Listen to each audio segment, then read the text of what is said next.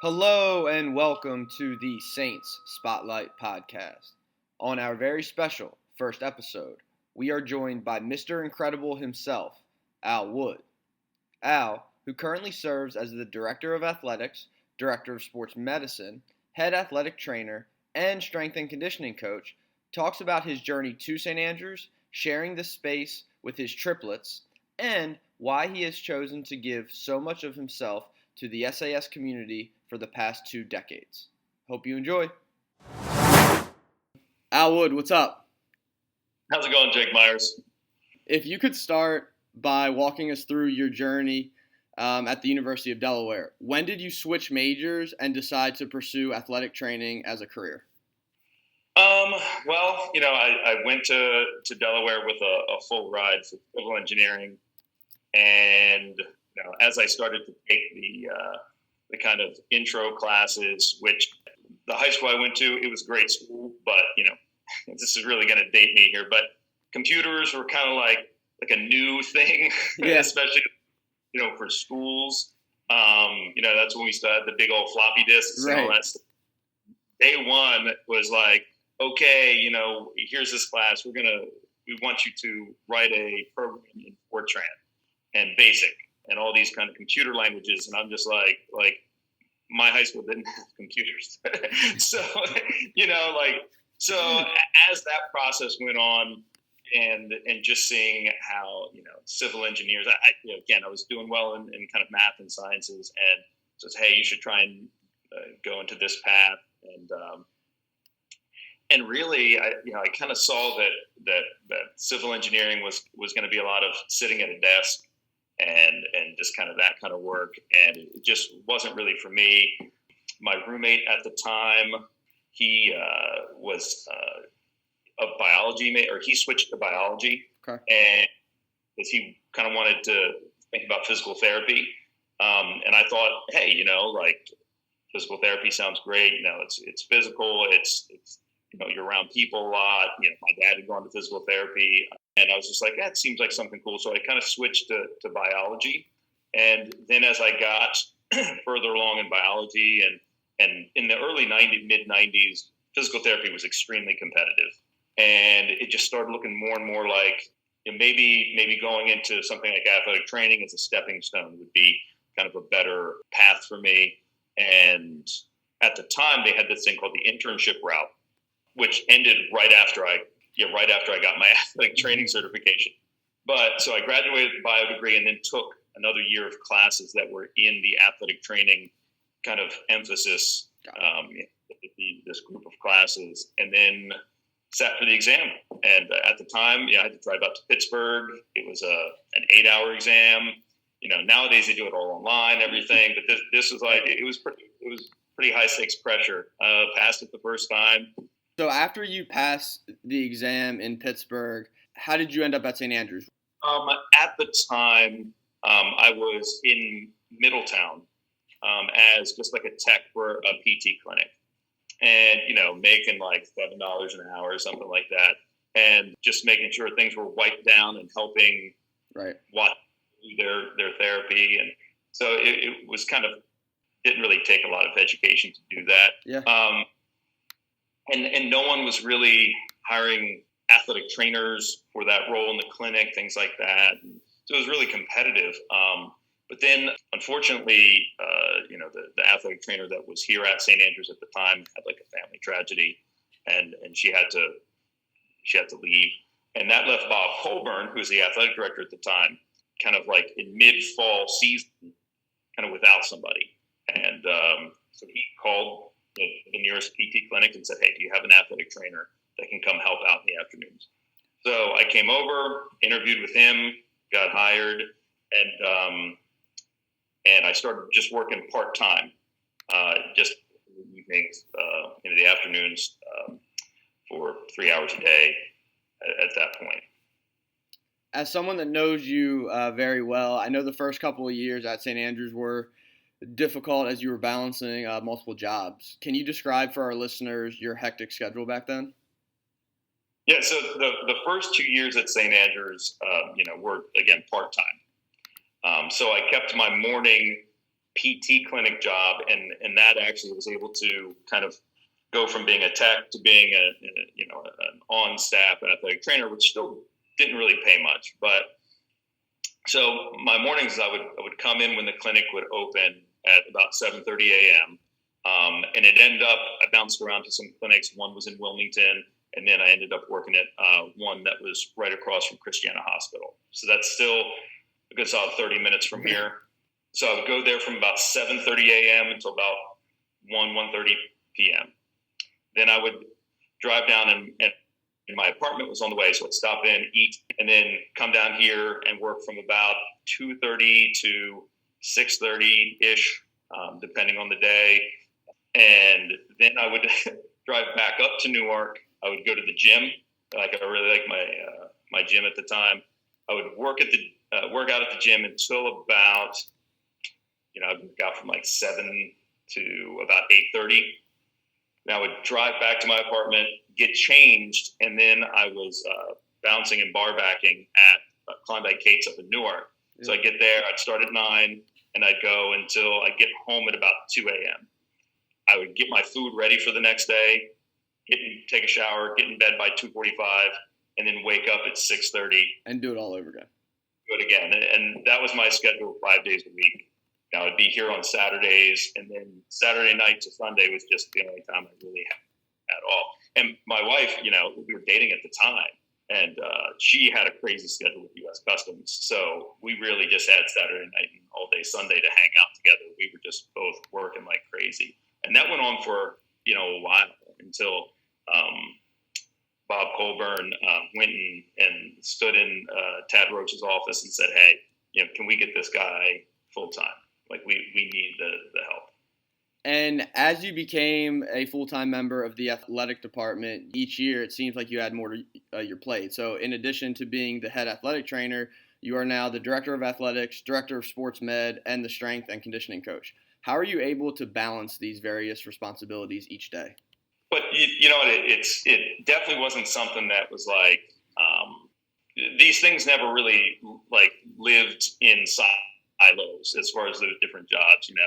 I was athletic trainer full time, and then I became assistant AD simply because I was there in the afternoons and I knew where everything was. I had a key to when the student came in and said, like, I just switched sports and I need a uniform for today, and it's like, so I was there. So you end up just kind of pitching in and helping out, and these roles kind of grow. Strength and conditioning was, I was certified for that, but I think it was more along the lines of Al really loves the weight room and mentoring and helping kids in the weight room. So let's give him that title. It was something I was going to do regardless of a title. So, all these things kind of grow and kind of mold over the years. And some days you find yourself going home just kind of completely, wiped out. Because I tell you, the toughest part about it is that, and I mean, working with athletics with this kind of stuff is it's really difficult to compartmentalize those things, and that you get an afternoon where I'm working with all the injuries, I'm trying to get everybody out the door. And at the exact same time, 3 students need uniforms because, they switch sports. A coach wants to ask a question about the schedule. One of the officials is late and no one knows where that official's at. So you got to make some phone calls. And then, as a parent, my kids are going here. I'm also trying to get all this done so I can go out and support them while they play and still be a parent. So, and all of it happens at the exact same time. Sometimes you get this perfect storm. So those moments are tough, but for the most part, still though, it's great. As someone that has been at St. Andrews for 2 decades now, I'm curious, why have you chosen to give so much of yourself to St. Andrews? Yeah, this was actually a question that was it was tough to define, because you take every day by day kind of thing, like any given amount of work you have to do, you just, it's in front of you and you do it. But when you get those times to reflect about, take a step back, what's my purpose in life, and what's my career trajectory and things like that. I think it always came down to, for me, is at the end of the year, when I look back at the experience I had for that year, was I personally growing and learning? Was I better at the end of the year at what I wanted, what I'm passionate about, than I was at the beginning? Did I learn more about myself? Did I learn more about my profession? So, there's that. And then were the opportunities to use that growth there? As I got better at rehabilitation or strength and conditioning or any of those kind of things, is like, was the access to the students, was I able to use it? Or was I kind of spinning my wheels? And the answer every year was like, yeah, it's worth it. It's like I'm being supported to grow, and I'm able to apply that growth to the students to hopefully make an impact every year. So I think that's what keeps a lot of people coming back, is the idea that you're always moving forward. You're not the same person you were. Your triplets are now seniors at St. Andrews, which is crazy. What has it been like to share SAS with them for the past 4 years? It's interesting because there's so many layers to the student experience. And in my job, I don't always get to see all the layers. I'm staying in my zone of experience when I come to work every day. And, I know a lot of these things are going on, but, you just don't know how they all fit together sometimes unless you're involved in everything. And, it made me more conscious of the little moments that you have with students and the big impact the small moments have. Because my kids weren't necessarily coming home and spending most of their time talking about these big things that we had spent all this time planning here. They talked about the conversations or having a breakthrough at practice, and a coach noticing that when they had their time to shine and they were seen, or when they fell short but were held accountable. It was like little moments, and that made me realize that the biggest impacts we have at St. Andrews professionally are in those little moments, and not as much the big ones that we really spend a lot of time planning for. So having them go through that and seeing the ups and downs, but the growth overall, seeing it from start to now getting close to the finish it's been pretty amazing to see. We're going to transition a bit to our 2-minute drill, which are just some rapid fire short answer questions that are going to put you on the spot. So we'll start with the first one. Favorite spot on campus? My initial kind of reaction to that kind of question would be like the weight room, but I know that's not really what I mean, designed for.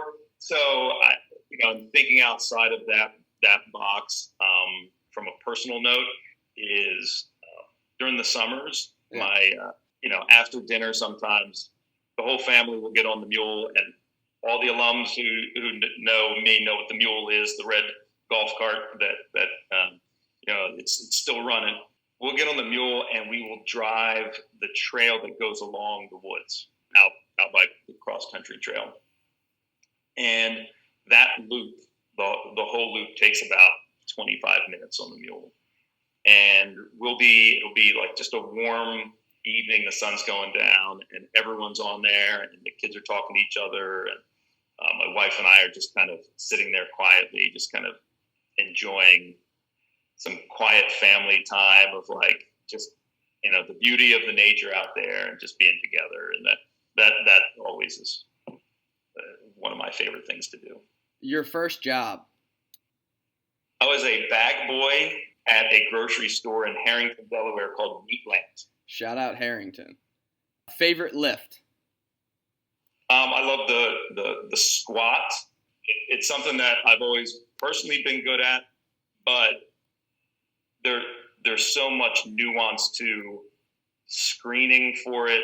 If someone isn't comfortable squatting, to all the variations, the goblet squat, front squat, high bar back squat, low bar back squat, like powerlifting style, things like that. There's just so much in it, and verbal cues and coaching methods. I still learn more every year about how to be better at coaching that lift. So that's there's always something in that lift that I love. Scariest moment as an athletic trainer? There have been some scary moments. And I didn't know if this meant like worst injury, but I have to drop a name here and say Sam Winslow a few years ago at JV soccer game. There was a collision, and I come out, and he's kind of face down on the ground in obvious pain. And there was this moment when I know which leg it is, and so I'm going to get him to roll on his back and evaluate the injury. And I'm looking at his lower leg, and as he starts to roll, the upper part of his leg and the lower part of his leg in the middle of the tibia there moves independently as he starts to roll. And I noticed blood on the front of the sock. And so we're dealing with a tib-fib compound fracture. And at that point, that went from, a banged shin to, extremely scary event. We should note that Sam is okay now. He went around, and he was so chill with the rehab and all the things he had to deal with afterwards.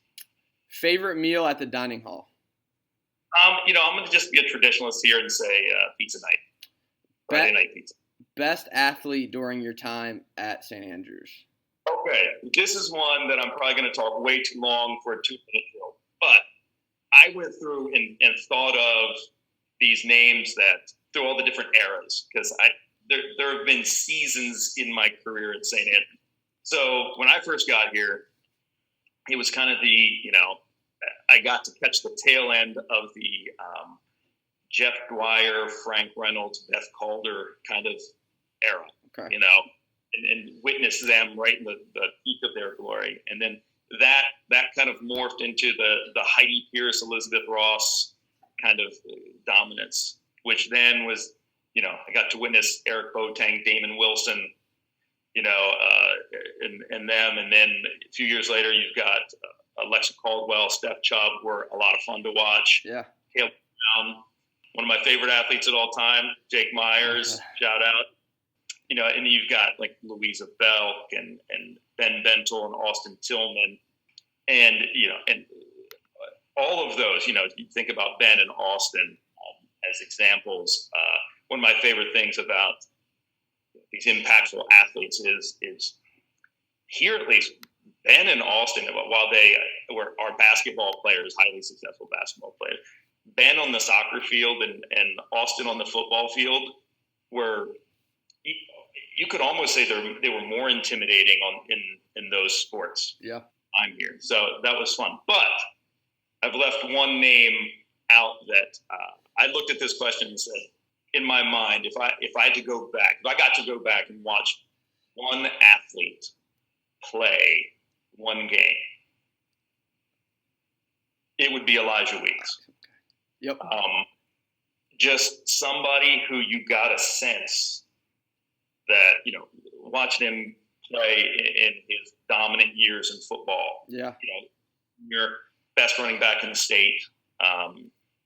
But you got a sense that if he wanted to be good at soccer, he would have been an all-state soccer player. He was a basketball player, but you got the sense if he wanted to be a wrestler or a squash player, that he would have been one of the best, like in school history. Somebody who didn't pick up a lacrosse stick until 2 weeks into lacrosse season of their senior year, and then is one of the most impactful defensemen on a state championship team, and goes on to play in college. Yep. Again, goes to play in college with 6 weeks of lacrosse experience. Right. It's somebody who, in the weight room, comes in, learns how to lift weights, 3 months later, he's squatting over 400 pounds. Like there's just something really, really fun to watch about somebody that can learn minute to minute how to dominate in the sport. So I would say Elijah Weeks. Yeah, growing up here, he was definitely my first childhood hero. I just grew up loving to watch Elijah play. This might be a tough one as well, but what is the most memorable St. Andrews athletics moment in your 2 decades? I'm going to punt that one to the final whistle. Okay. It combines with a couple other things. Okay. 3 words to describe yourself. I'm loyal, faithful, and caring. And then what's one piece of advice you would give to someone looking to pursue a career in the athletic training field? Well, 2 things, I think. One is when you graduate from college, you've got your athletic training degree. That is where your education really begins. You've got a great foundation. Push as hard as you can every day to get better. And it's a field that has so many different applications that you can pick something you're passionate about and just go become good at it and make an impact. I think the other thing too is to be open to all of the different aspects of the population you're working with. Again, it started out as an athletic trainer, but you help out, and next thing you know, you're an assistant athletic director or an athletic director. You sit down with athletes and you just be there for them, talk to them, mentor them, and you find yourself being an advisor. Talk to them about how their bodies work, either be through injury or strength and conditioning or nutrition or anything like that. And next thing you know, you find yourself as a wellness teacher. Just keep being open to not just doing the domains of your profession, but be open to all the other areas that you can make an impact as a person. We will now head to our final whistle segment. These are the last 2 questions, same 2 questions to our guest. What do you want your legacy to be? Or another way to look at this is, what do you hope students say about you after they've graduated? Well, what I hope is that, I'll be the first to admit, I'm far from a perfect human being who makes no mistakes. I don't always, I haven't always prescribed the perfect rehab program. I haven't always prescribed the perfect strength and conditioning program or done everything to the top of what sports science says to do. But I hope students know that I'm not only trying to do that, but that every single day that I'm pouring myself out as much as I can for their growth and development as people. Yeah, are there things I would do different now with an injured knee or a hip or back or something like that than I did 10 years ago? Yeah, absolutely. Different advice I would give, different situations. Yeah, but I would hope they say, you know what, Al cared deeply and about me as a person, and he did everything he could to make sure I had the best experience. And then the last question, the hard hitting question here: what's your why? Well, the what's your why to me combines with the what's the most memorable athletics moment in the last 20 years is there's no one moment. There's kind of this thing that we have the privilege of being a part of every so often, sometimes every season, depending. And it's why I do what I do, is that, so, at the end of, let's say, a fall season, sometimes we have the privilege of having a team or two in the state tournament. By that time of the year, we're all kind of, the emotional fuel tank has just been poured out. You're about as your energy level, like you're running on just kind of fumes and trying to get through. we'll have these moments where you're standing, it's nighttime, you're at a state tournament game, you're under the lights, and I'm standing there and I'm watching our team warm up, let's say a soccer team or something, and you see all these like red shirts of like 300 people start to pour into the stands. And you see the other teams, fans and parents start to just look at this intimidating wave of students and faculty and everybody. And then the game starts, and the students start singing "When the Saints Go Marching In." And there's a handful of guys that it's freezing cold outside, and they've got their shirts off with Saints painted on their chest, and they're bringing it. And in that moment, you feel this connected community bond, right? Like the players feel it, the coaches feel it, I feel it, the fans feel it. Every St. Andrews person gets to feel that oneness and that power and that unity and that synergy that's happening, of just that we are all on the same page and we're all there for each other. And you get a strong sense that the other team doesn't get to feel that. And you start to wonder if anybody else in the world gets to feel what that feels like. And then you realize that the reason we get to feel that is because we earned that right by going through something together 2.5 months before, when we were here and it was 100 degrees outside. It's camp. Things are starting up at 7 a.m. and they're ending at 10 p.m. We're exhausted. We're like people are sweating, pulling muscles, and it's a mess. It's loud. There's ice everywhere. The whirlpools are going. And we're all getting through it. The freshmen are coming in with their eyes wide open, and we're helping them out. The seniors have all their leadership stuff that they're doing on top of trying to get themselves ready, and the coaches are teaching 5 classes and then coming out and still making up practice plans and trying to get everyone on the same page, and we're just burning that fuel, and we do it, and we go through all the ups and downs together as a residential community on dorm, and all the things that go into being a St. Andrews person. And we've all done it together. And we all understand each other. We've created this bond. And then in this highly emotional moment, there's nothing but like love and support from the entire community. And win or lose, like you get to feel it in this really intense moment of competition, that every single person is on the same page in support and just so happy that they're they're associated with St. Andrews. That is my why. That's what keeps me coming back and feeling part of something bigger than myself. Thank you for that. The wise words from the legend, Mr. Incredible himself, Al Wood. I appreciate you taking the time, and I'll see you around campus. Thanks a lot, Jake. I appreciate you.